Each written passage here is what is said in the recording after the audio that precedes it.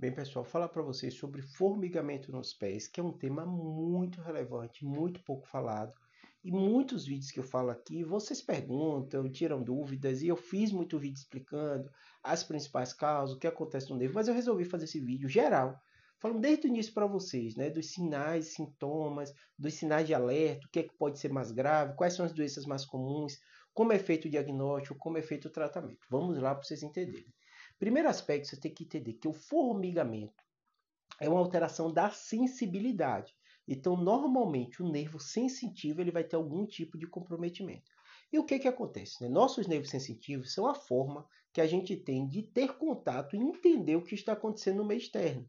Então, dos nossos órgãos dos sentidos, né, eles têm esse papel de levar informação para o nosso cérebro, a gente interpretar o ambiente e saber conduzir com ele. Quando você tem um formigamento, o que, que acontece? É como se tivesse um defeito nesse seu órgão sensorial, na sensibilidade, e você começa a receber informações de algo que não está acontecendo. Então não tem formiga no seu pé, não tem estímulo sensorial, não tem queimação, não tem dor e você passa a sentir aquilo. Por quê? Porque você tem alguma doença que comprometeu esse nervo sensitivo dos seus membros inferiores. E aí vamos lá, se você entendeu isso, vamos para as principais causas. Uma das doenças mais relevantes e mais importantes que dão formigamentos é a diabetes. A diabetes descontrolada em especial. Porque o que, que acontece? Né? Quando o paciente é diabético, ele tem uma série de alterações no corpo, nos vasos e também no nervo. Então, a neuropatia diabética é justamente quando isso acontece.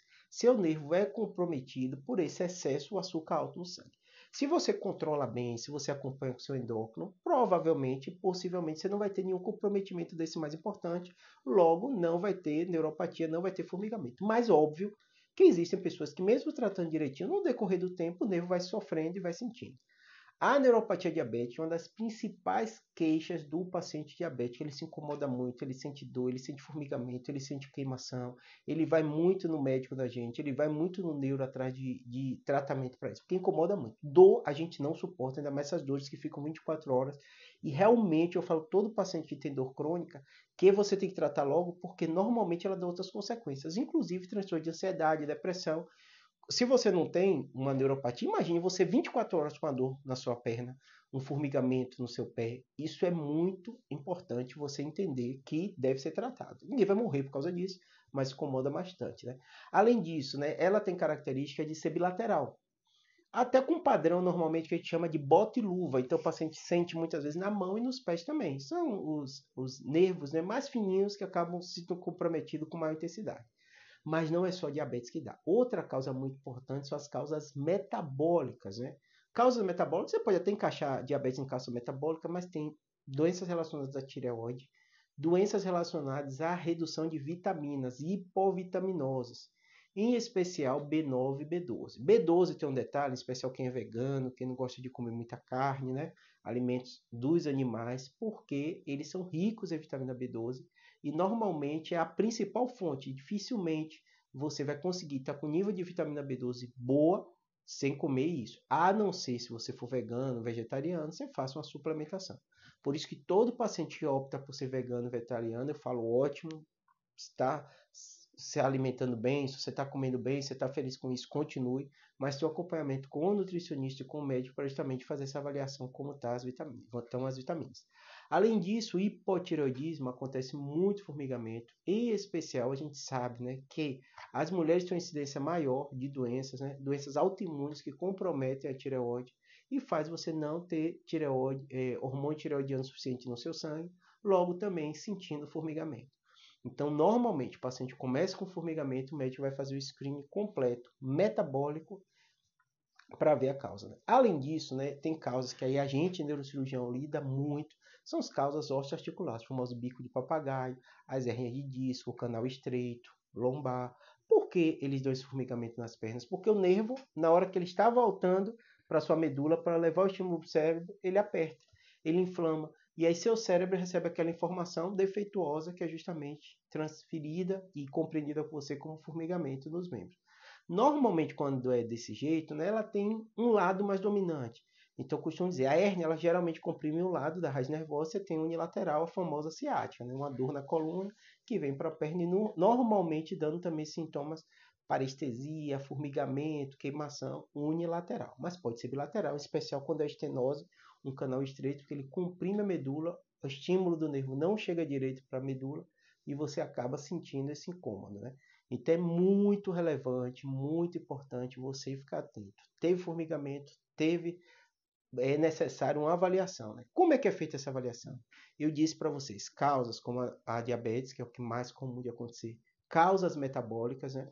Disse causas estruturais de compressão na coluna, mas também pode ter em todo o trajeto do nervo. Você pode ter um problema no joelho que dá um formigamento no pé, você pode ter um problema no quadril que dá um formigamento no pé, pode ter um problema muscular até no glúteo que comprime o nervo e dá um formigamento também. Então, qualquer local desse trajeto que o nervo chega, dos membros até chegar à coluna comprimida, pode dar. E claro, tem pacientes que têm problema na coluna cervical e até no cérebro que pode dar formigamento. No cérebro, normalmente unilateral, na coluna cervical pode ser bilateral, porque a fiação passa. Ela volta e chega aqui no cérebro. Se você tiver uma compressão, canal estreito cervical, pode dar também. Claro que o cervical vai dar nos membros superiores também, mas pode acontecer de só dar nos membros inferiores. Depende do como e qual nível foi comprimido. Na torácica pode dar só nos membros inferiores, né? Às vezes pega a região de abdômen também. Entendam, além disso, existem outras causas que também podem dar esses formigamentos nos pés, né? No cérebro. Por exemplo, se você tem um AVC, você tem uma alteração sensorial, pode dar sensação de alteração de sensibilidade. Então é importante você entender que o médico, quando suspeitar, ele vai ouvir toda a sua história, vai ouvir essa parte metabólica, vai fazer exame físico para você, para identificar, e aí vai pedir exames complementares. Normalmente ele vai pedir eletroneuromiografia, nada mais é do que umas agulhinhas que vão fazer esse teste dessa fiação do seu corpo, que chega dos membros até o cérebro, para ver qual nível de compressão, qual grau, qual comprometimento você tem. Por exemplo, é comum, no caso da polineuropatia diabética, na neuropatia diabética, você identificar nesse exame. O médico vai lá, faz e vê. Tá lá, polineuropatia. Porque vários pólipos, vários nervos estão comprometidos. E tem um padrão típico que a gente identifica do paciente quando tem diabetes. Por isso que é importante você entender o papel do exame complementar. E normalmente a gente, além desse exame, que é funcional, eletroneuro de choquinho, a gente faz exame anatômico, ressonância. A ressonância é melhor do que a tomografia. A tomografia também dá para ver, mas a tomografia é muito boa para o osso, mas partes moles, medula, raiz nervosa, hernia de disco, a ressonância é um pouco melhor. E você acaba pedindo a ressonância. De onde, Júlio? Vai depender do seu exame clínico, mas normalmente coluna lombar, cervical, muitas vezes torácica também, e algumas vezes vai pedir o cérebro também. Depende da manifestação que o paciente tem. Algumas vezes você tem dúvida, não tem jeito, você tem que pedir de múltiplos níveis, tá bom? Depois disso, diagnosticado, Júlio, o que é feito? Aí a gente parte para o tratamento. O tratamento normalmente vão ser medicações que, entre aspas, enganam o nervo e você para de sentir o sintoma. Você entendeu que tem uma neuropatia, que o nervo está sofrendo de algo que não está acontecendo, o que é que você faz? Você usa um remédio que engana ele. Isso a pregabalina faz muito isso, né? A gabapentina faz muito isso, né? A amitriptilina, nortriptilina. Várias classes de medicações diferentes são usadas para múltiplas coisas, podem enganar esse nervo e você acabar não sentindo esse incômodo. O médico vai avaliar. Tem paciente que funciona muito bem com remédio, outro com outro. Não tem jeito, não tem uma fórmula mágica que você olha o caso do paciente e diz com esse remédio vai funcionar bem para ele. É testando, né? Tem anticonvulsivante que a gente usa, tem antidepressivo que a gente usa. São remédios de várias classes. E normalmente, às vezes, o paciente precisa de um remédio para dor também. Às vezes ele tem um quadro muscular, dor muscular, você usa um relaxante muscular também. Algumas vezes você usa um anti-inflamatório também para melhorar, mas você tem que entender isso. É uma doença complexa, de múltiplas causas, que você vai passar por esse processo de diagnóstico e o tratamento não é simples. É um tratamento que ele é multidisciplinar. Muitas vezes o paciente vai fazer reabilitação, fisioterapia. E claro, vão ter situações que é o que eu mais lido como neurocirurgião cirúrgico. Tem uma hérnia, tem uma compressão, o nervo não está passando direito, a medula está comprimida, tem déficit motor, tem alguma alteração esfincteriana e tal, aí vai precisar de cirurgia. Mas é a minoria. A grande maioria do tratamento é clínico, tá bom? Espero ter ajudado. Abraço.